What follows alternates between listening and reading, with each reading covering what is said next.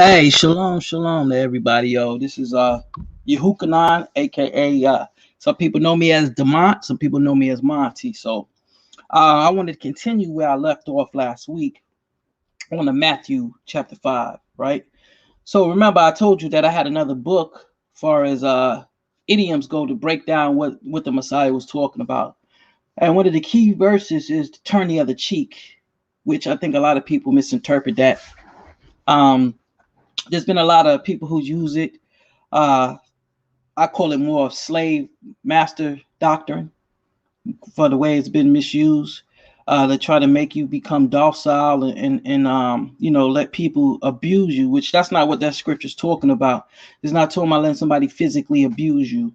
There's a lot of things going on. And so I just want to come and share teachings. I won't be long. Probably take about 30 minutes of your time. There's so much people out here just want to philosophize and give you entertainment, but not really breaking down the scriptures and really breaking down its true meaning and understanding and putting it back into its true context of what the Messiah was addressing at the time with the history and the things that were going on. So I'm not here to tell you peace, peace, and God gonna bless you and you're gonna get 100-fold. Nah, I'm not here to tell you that. Yo, the Most High, the Almighty is not happy with you. He's not pleased with you. So, you need to repent, get your life right with him by accepting his son and walking in his word. So, all right, so now let me go on to my slide and I'm going to share my screen real quick. And I'm going to go into my slide and y'all can see what I got going on. Make sure it's like that. Yeah, okay. Let me pull up my PowerPoint. So y'all should be able to see what I'm looking at. And so let me get ready to start with my PowerPoint. So here's the first slide that I'm gonna go with. And the reason why I'm pulling up this slide is because this has something to do with the teachings that the Messiah was dealing with at his time. It was a thing called the Mishnah, and these were rabbinic teachings that were going on in the first century. So a lot of times the Messiah met people where they were at. You know what I'm saying? He basically dealt with them according to their knowledge and according to their understanding. And so there's some things that he's addressing that actually come from out of this book that was written at the time. Now, to tell you about the Mishnah, these were rabbinic arguments and debates that were happening before Christ came on the scene. And so a lot of these things, they were recorded by the scribes. Now, they begin to get collected around maybe 2nd century. The writings already existed, but they codified it, meaning that they collected the different writings and basically turned it into a book. So now let's deal with Matthew 5:21. It says, "You have heard that it was said by them of old, thou shalt not kill, and whosoever shall kill shall be in danger of judgment." Which, when you say you heard that of old, he was referring back to the commandments of Moses, right? You know, the Torah, the law that was given by Moses is what he was referring to when you hear that saying of old. "But I say unto you that whosoever is angry with his brother without a cause shall be in danger of the judgment. And whosoever shall say to his brother, Raka, shall be in danger of the council. But whosoever shall say, thou fool, shall be in danger of hellfire." So what this is dealing with is basically, you know, this is not only talking about murder, physical murder, but this is actually talking about slandering with your mouth. You know, slandering, insulting people. This is what this is dealing with. You know what I'm saying? People actually murdering you with their mouth, calling you fool, calling you all kinds of things, right? So we see that they had this going on. Like I said, he was reaching them where they were at. And so this is in the Mishnah, Baba Mitzvah 66a. Listen to this. It says, the Gemara relates that the Tannim who recited the Mishots, right, and the Baridot in the study hall taught a Barida before Rav Nachman Bar Yitzchak, anyone who humiliates another in public, it is as though he were spilling blood. Rav Nachman Bar Yitzchak said to him, "You have spoken well, as we see that after the humiliated person blushes, the red leaves his face and pallor comes in its place, which is a tantamount to spilling his blood." Abiyah said to Rav Dami in the West, "This is Eretz Yisrael," which means the land of Israel. "With regard to what mitzvot are they particularly vigilant?" Rav Dema said to him, "They are vigilant in refraining from humiliating others." As Rabbi Hannah says, "Everyone descends to Gehenna except for 3. So they had a saying that basically, like, those who humiliate and shame people and talk bad about people in public, basically they were saying that there was a judgment for them, right? Gehenna was a place where they took trash out and they burnt it, right? So let's go on to the next one, right? Listen, the Gemara asks, "Does it enter your mind that everyone descends to Gehenna? Rather say, anyone who descends to Gehenna ultimately ascends, except for 3 who descend and do not ascend. And these are they: one who engages in intercourse with a married woman, as the transgression is a serious offense against both God and a person, right? And one who humiliates another in public, and one who calls another a derogatory name." And so that's what the Messiah is dealing with, right? Being these derogatory names, humiliating people. That's why he's talking to them in their language, because they know this. The Germa asks, with regard to one who calls another a derogatory name, that is identical to one who shames him while they are listed separately. So they're saying this is just like spilling blood, right? When you shame somebody publicly or slander them like that, right?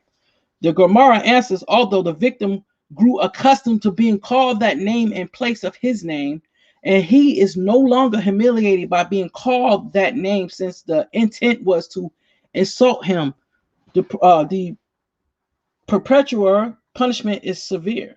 So the person who started doing this, their punishment is severe, right? So now let's look.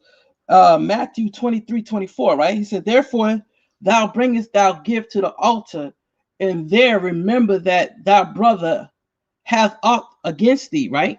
Remember, he got a fault against thee, right? So leave there thy gift before the altar and go thy way first before being reconciled to that brother, and then come and offer thy gift to the Most High. So it's saying you reconcile with your brother, right? Because this has something to do with the Day of Atonement as well. On the Day of Atonement, the Day of Atonement didn't deal with sins against your neighbor, right? It dealt with sins against the Almighty. So they were saying, like, basically before you even deal with, the Day of Atonement or coming and trying to make things right between you and the Most High, you first need to make things right between one who you have wronged, right? And they would know this, right? It says, agree with thy adversary quickly while thou art in the way with him, lest at any time the adversary deliver thee to the judge, and the judge deliver thee to the officer, and thou be cast into prison, right? So listen, this is Barbara, the Kama 8:7, right? Listen what it says. It says, even though the defendant pays off the plaintiff, he is not forgiven until he seeks forgiveness from the plaintiff. So that's why I said Christ was dealing with them with what they had going on during that time. And these are the things, these are the writings that come back from that time. These are first century writings. These are the first century mindset of the Pharisees and Jews around this time. And Christ is relating to them, and he's talking to them in their way that they can relate. So here's Yom 87b, right? It says, listen to this. Similarly, Rabbi Elazar ben Azarah taught that, point from the verse, from all your sins you shall be cleansed before the Lord, right? In Leviticus 16:30. For transgression between a person and God, Yom Kippur atones. This is the Day of Atonement. However, for transgressions between a person and another, Yom Kippur does not atone until he appeases the other person, meaning that you go and you ask for forgiveness for who you've wronged. In conclusion, Rabbi Akiva said, how fortunate are you, Israel, before whom are you purified, and who purifies you? It is your Father in heaven, as it is stated, and I will sprinkle purifying water upon you, and you shall be purified. And it says the ritual bath of Israel is God. Just as a ritual bath purifies the impure, so too the Holy One, blessed be he who purifies Israel, right? So the whole point is basically let you know that you have to make confession. You make things right, before you even go to the Most High. So here it is, Matthew 5:26. It says, verily I say unto you, thou shalt by no means come out this till thou hast paid the utmost fathering, right? Until you make things right. So Matthew 5:27-28, it says, you have heard that it was said by them of old time, thou shalt not commit adultery, right? Which that's the commandment. Like I said, when he says that you have heard from old time, he's quoting back from Moses and the prophets. But when you hear him say, but you have heard, that is basically dealing with their oral traditions that they had going on at that time that he was addressing. But listen what he says. He says, but I say unto you that whosoever look on a woman to lust after her hath committed adultery with her already in his heart. So he's talking to them again on their terms. Because look, excuse me, the Tractate Kala Rabat, right? And this is basically, these are essays, right, that they had written down back in the time on Numbers in Deuteronomy.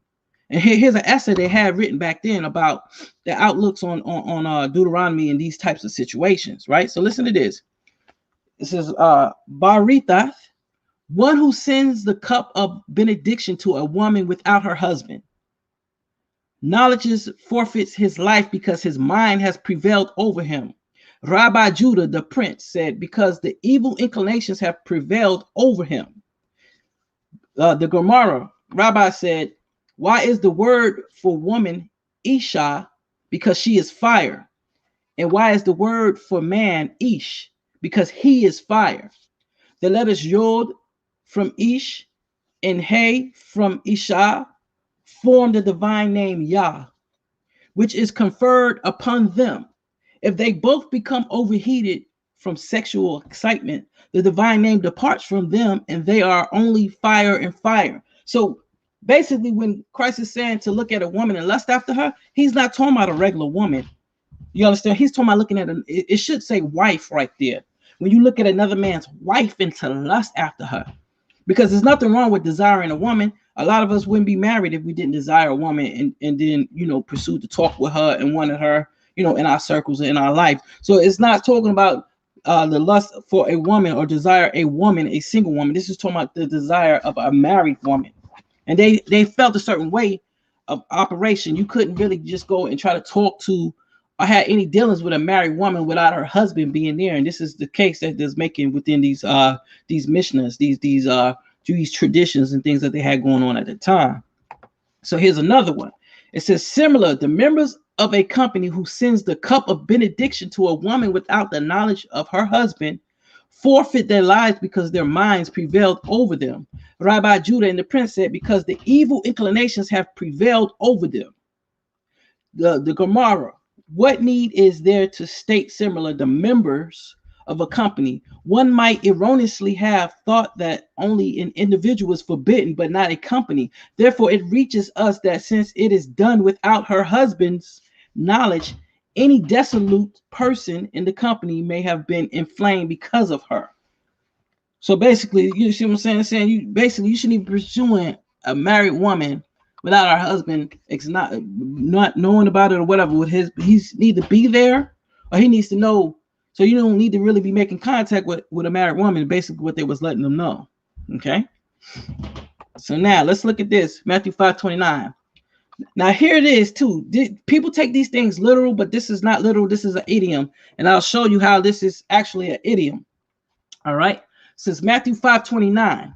It says, and if thy right hand offend thee, pluck it out, cast it from thee, for it is profitable for thee that one of thy members should perish, and not thy whole body should be cast into hell. Okay, so this is an idiom. I'm gonna show you right here. Right, I'm gonna exit out this, and I'm gonna show you how this is an idiom right there. Okay, when he says cast out, and this is the book I was telling you about. This is Idioms in the Bible Explained. This is by George M. Lamas. This is the book I was telling you about last week. Oh, my camera. Oh, so yeah. Okay. So now listen to this. Okay. So it says, if thy right hand offend thee, pluck it out. Right, pluck thee out. If you have a habit of envying, cut it out. Stop it. That's all it's saying. It says, cut your hand off. Right. Stop stealing. Right? That's what he's saying in these verses. He's not telling you to literally cut your hand off. He's not literally telling you to pluck out your eye. You understand what I'm saying? What he's saying is these things is stop doing them. Stop stealing. Stop lusting after things that don't belong to you. Cut it out is what he's saying. Okay. So now let's get back to the PowerPoint. Okay. So now let's go back. Current slide. So, okay. So like I said, this verse is here is saying just stop envying what other people have. It has nothing to do about you literally plucking your eye out. Okay. It says, and if thy right hand offend thee, cut it off and cast it from thee, for it is profitable for that one of the members should perish, and not that the whole body should perish or cast into hell. So it basically telling you stop stealing, cut it out, stop stealing. Okay. Now, Matthew 5:31-32, it says, it hath been said, whosoever shall put away his wife, let him give her a writing of divorce, right? But I say unto you that whosoever shall put away his wife, saying for the cause of fornication, causes her to commit adultery, and whosoever shall marry her that is divorced committeth adultery. So what's going on is there's a lot of divorce going on at this time. Pharisees, they came up with several ways of how to get rid of your wife. Now, if you remember, if you go back into Malachi, right, and Malachi is letting you know basically that there was a problem that you should enjoy the wife of your youth, and they was having a problem then. So now let's look. This is out the Mishnah, right? And this is has something to do with the two Pharisee scholars who was around Christ's time. And this is Gideon 9:10. And it says this, right? Look, pay attention. It says, the house of Shimei say a man should divorce his wife only because he has found grounds for it in unchastity. And this is what Christ is saying. Christ is agreeing with Shammai on this subject, right? Since it is said, because he has found in her indecency in anything. Now, let me show you what was going on at the time, because Hillel was basically liberal when it came down to divorce. And so these are some of the things that people were getting divorces for. So Christ was addressing this, right? It says, in the house of Hillel say, even if she spoiled his dish, meaning she didn't cook his food right, you can get rid of her. Since it is said, because he has found in her indecency in anything. Rabbi Akiba says, even if he found someone else prettier than his wife, he can get rid of her. Since it said, and it shall be if she found no favor in his eyes. So that was just, you know what I'm saying, they was getting rid of their wives for just any old petty little stupid old reason. You know what I'm saying? And Christ was not in agreement with that. He agreed with Shammai on the reasons on why anyone should get a divorce. And Christ addressed that. Okay. Matthew 5:33-34. It says again, you have heard that it have been said by them of old time, thou shalt not forswear thyself, but shalt perform unto Yahuwah thy oath. But I say unto you, swear not at all, neither by heaven, for it is Elohim's throne, nor by the earth, for it is his footstool, neither by Jerusalem, for it is the city of the great king. Neither shalt thou swear by the head, because thou cannot not make one hair white or black, but let your communications be yea, yea, nay, nay. For whatever is more than days cometh of evil. Okay. And so basically what he's saying is basically you should make oaths that you have no intent on keeping. And I'm going to show you this through teachings, right? So this is another Mishnah. This is stuff, like I said, he's talking to them in their language. He's reaching them where they're at. And this is Baba Mitzvah 49a. Okay. It says this. It says the Gemara raises an objection. Rabbi Yoshi, son of Rabbi Yehu, says, what is the meaning when the verse states a just ephod and a just hen? And if I'm not mistaken, these are measurements. This is what they used to measure back then. It says a just ephod and a just hen shall you have, right? According to Leviticus 19:36. But wasn't a hen included in an ephah? Why is it necessary to state both? Rather, this is an illusion that serves to say to you that your yes or your hen should be just and your no should be just. Apparently, it is a mitzvah for one to fulfill his promises. Abiyah says that verse means that one should not say one matter with his mouth and think one other matter in his heart. It is prohibited for one to make a commitment that has no, and let me scroll down, to make a commitment that has no intentions on fulfilling. Rav Kahan made his comment in good faith and regarded due to change circumstances that is not prohibited. So basically what he's saying is, man, if your heart ain't in it to do it, don't say nothing. Keep your mouth closed. Let your yes be yes and your no's be no's. Right? So they would understand that. They would understand exactly what Christ was talking about. Okay?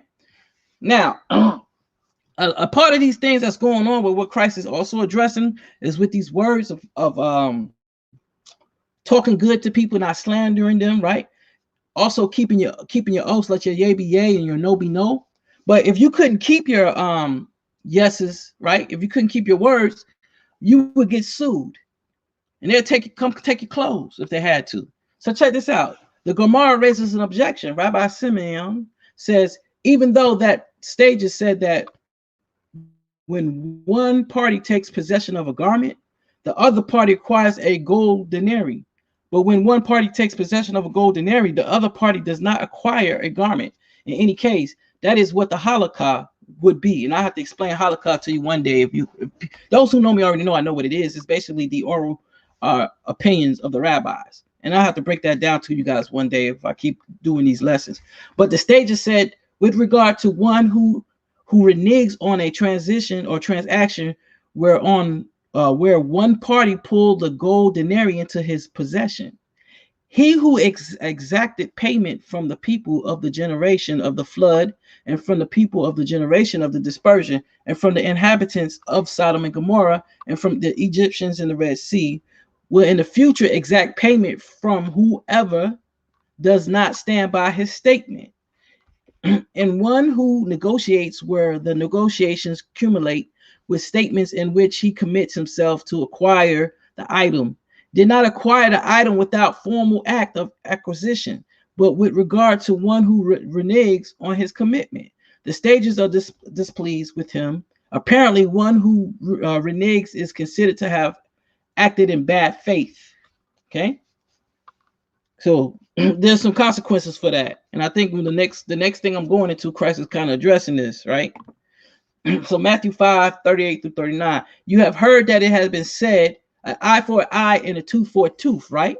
But I say unto you that you resist not evil, but whoever smite thee on the right cheek, turn to him the other also. Okay, and so this eye for an eye, these are talking about recompense, right? It's not literally talking about an eye for an eye or a tooth for a tooth. This is talking about recompense. Basically, if I broke your car window to give you an equal amount for the value of your car window, right? And they had a problem with overcharging people for certain things. You understand what I'm saying? So that's why he's addressing them. He says, listen, be fair, right? If the man broke your hand, don't act like he broke both your legs. Value it fair, okay?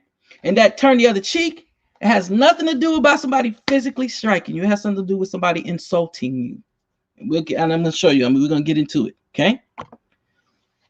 And if any man will sue thee at the law and take away thy coat, let him have the cloak also. And whosoever shall compel thee to go 1 mile, go with him twain. Give to him that asked thee, and from him that would borrow of thee, turn not thy way. So he's saying basically, people, if you got to loan people, don't turn them away, right? That go 1 mile, the history is this.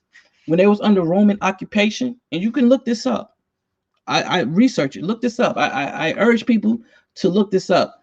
The Roman soldiers was allowed to basically, they would give the Jews their rucksack and have them carry it 1 mile. So Christ was saying, go above and beyond what they're asking for. Since they put that on you for 1 mile, go 2 miles. Go above and beyond. He said, if they sue you, right? If they sue you, let them have it. Let them have your cloak. Because that's why in this verse it said, let your yeas be yea and your noes be noes. Because a lot of times when people were making deals, they would put their garments up for grabs. Okay. So this is Yoma 23a. Okay. Now listen to this. It says, the Germa asks, but does the prohibition against vengeance really not relate also to matters of personal anguish suffered by someone? What wasn't it taught in the Barita? Those who are insulted but do not insult others, who hear themselves being shamed but do not respond, who act out of love for God, and who remain happy in their suffering. About them, the verse states, they that love him be as the sun when it goes forth in the night, and its might. Okay. This Barita shows that one should forgive personal insults as well as wrong and monetary matters. So this has nothing to do. Christ ain't telling you to turn the other cheek about letting somebody put their hands on you. No, you defend yourself. Someone put their hands on you, you defend yourself. Christ ain't telling you to turn the other cheek. He's saying if somebody insults you and talk about you, you turn the other cheek. Don't go insult for insult with them. Be humble and look the other way. Ignore the insults. That's why when we go down later, when he say, bless those that curse you, that's talking about those who speaking bad about you, speak good about them. This is what this is dealing with. Okay. So now let's go to the next one. It says the Gemara responds that the prohibition against taking vengeance and bringing a grudge indeed implies to cases of personal anguish. However, actually, the scholars may keep resentment in his heart, though he should not act on it or remind the other person of his insulting behavior. And I'm pretty sure that's why Paul said, be angry and sin not. Let not the sun go down on our wrath, right? The Gemara asks, but didn't Rabbi say with regards to whomever forgoes his reckoning with others for injustice done to him, the heavenly court in turn forgoes punishment for all his sins? The Gemara answers, indeed, even a scholar who is insulted must forgive insults, right? So that's what it's saying. Forgive those who insulting you, okay? But that is only in cases where his antagonist has sought to appease him, in which case he should allow himself to be appeased toward him. However, if no apology has been offered, the scholar should not forgive him in order to uphold the honor of Torah. So basically, if somebody's wronged you and you haven't forgiven them yet, and they haven't even come to you and asked for forgiveness, then that's on them. But if they came and asked you for forgiveness and acknowledge what they did wrong and willing to make restitution, so we forget that sometimes. When we do wrong people, we need to make restitution, you know what I'm saying, to people. And so if they come to you and they want to make restitution and they're asking for forgiveness, now that's on you. You should forgive. Okay? So now listen to this. You have heard that it had been said, thou shalt love thy neighbor and hate thy enemy. But I say unto you, love your enemies, right? Bless them that curse you, and do good to them that hate you, and pray for them which despitefully use you and persecute you. All this is dealing with was people who bad-mouthing you, talking bad about you. That word despitefully, it means that basically they are disrespectfully slandering you. This is what this has to do with. This goes right along with turn the other cheek. That's why this has something to do with insults. People murdering you with their mouth. Ain't got nothing to do with nobody smacking you around. But they use that on our people for slavery. And they use it now for people to say, oh, well, you a Christian or you believe in the Bible, you got to turn the other cheek. Nah, you don't know what that means. You put your hands on me, boy. You know what I'm saying? I'm going to try to do my best to defend myself. Paul said try and live peaceable with all men. So don't sit up here and let nobody mistreat you and abuse you physically, and you think that's cool. It don't work that way. Okay? It says, Matthew 5:45, it says that you may be the children of your Father which is in heaven, for he maketh his sun to rise on evil and on the good, and sendeth rain on the just and the unjust. And but basically good things happen to good people and bad people, and bad things happen to bad people and good people. Okay. And like I said, he was reaching them where they was at. Because here we go in the Tanit 7a. Listen what it says. It says, the Gemara cites statements in praise of rainfall. Rabbi Obaya said, the day of rain is greater than the resurrection of the dead.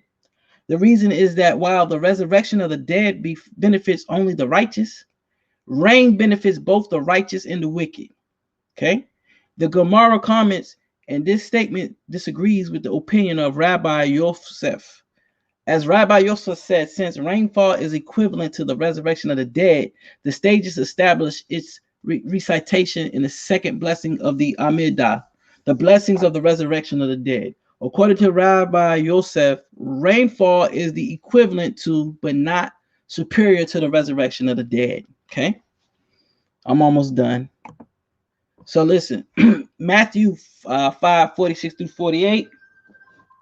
It says, for if you love them which love you, what reward have you?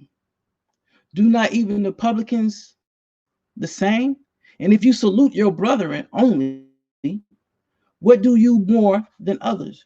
Do not even the publicans do so, right? Be ye therefore perfect, even as your Father which is in heaven is perfect. Okay. Now they have an essay that was written around this time where they compare, well, say to take on the attributes of the Most High. And here it is. It's the Sarif on Deuteronomy. I don't think it says what chapter, but here it is. Ikad 49. Now watch this. because like I said, Christ is relating to them according to their day, to what's going on in that time. Okay, so here it is. It says to walk in God's way. These are the ways of the Holy One, gracious and compassionate, patient, abounding in kindness and faithfulness, or showing love for 1,000 generations, forgiving iniquity, transgressions, and sin, and granting pardon. All who are called in God's name will survive. How is it possible for a person to be called by God's name? Rather, God is called merciful, so too you should be merciful, right? God is called gracious, as it says, God merciful and gracious. So too you should be gracious and give gifts for nothing. Give gifts for nothing, right? So this goes back to even what he was talking about with the Republicans, right? God is called just, as it says, for God is righteous and loves righteousness. So too you should be just. God is called merciful, for I am merciful, says the Lord. So too you be merciful.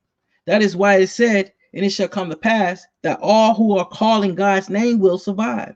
This means that just as God is gracious, compassionate, forgiving, you too must be gracious, compassionate, and forgiving. And this was translation by Rabbi Jill Jacobs. And like I said, this was like basically Christ dealing with them according to the day. And so that's the end of my slideshow. And let me see. Let me take this down. Okay. And so that's it. Let me stop sharing my screen. And let's see. How did I stop? There we go. So yeah, I want to thank anybody. Let's see, any comments in this section? Okay, no comments. So I want to thank people who came by to actually, who supported me by watching the video. Anybody got any questions? Put it in the chat. I appreciate the people who cheered me on to continue doing this. A lot of people said that they was real touched by the first lesson that I actually did. And so, what I'm saying, I appreciate that. And I'll make some more. Like I said, I don't try to be on long. I do these quick videos, you know what I'm saying? Hit them up real quick. And